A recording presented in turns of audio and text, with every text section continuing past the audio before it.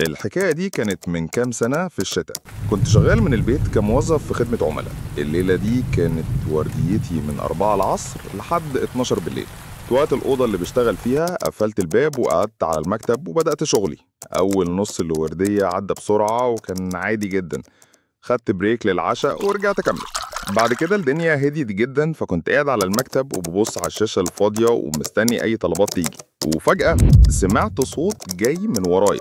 كان صوت عالي شوية وجاي من مكان ما في البيت، مش محدد فين بالظبط.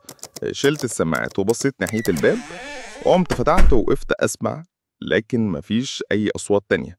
افتكرت إني يمكن كنت بتخيل وما كنتش قادر أبعد عن المكتب كتير أصلا، فقفلت الباب ورجعت أكمل شغل.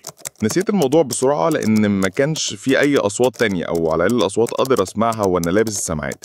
لحد ما قربت أخلص شغل حوالي الساعة 11 ونص، سمعت صوت تاني. المرة دي كان صوت أخف من الأول، لكنه حسسني بشعور وحش، زي ما يكون خوف كده. قمت من الكرسي وخرجت للممر. أول ما بصيت حسيت برعب بيجري في جسمي. الباب اللي في آخر الممر كان مفتوح على الآخر. إزاي ده حصل؟ بصيت على الناحية التانية من الممر وأنا واقف متجمد من الصدمة، وهنا شفت ظل بيتحرك على الحيطة. كان في حد واقف عند السلم، كنت بشوف ملامحه كده في الظل. رجعت بسرعة على الأوضة وقفلت الباب بالمفتاح وجبت موبايلي واتصلت بالشرطة، وأنا قلبي بيدق بسرعة ومرعوب.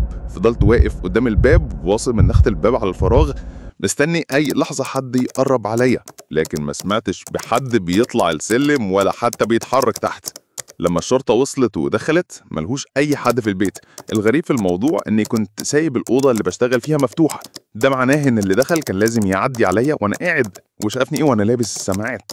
مش عارف كان جاي يعمل إيه أو إزاي دخل، لكن الفكرة إنه كان واقف قريب مني وأنا ما كنتش واخد بالي.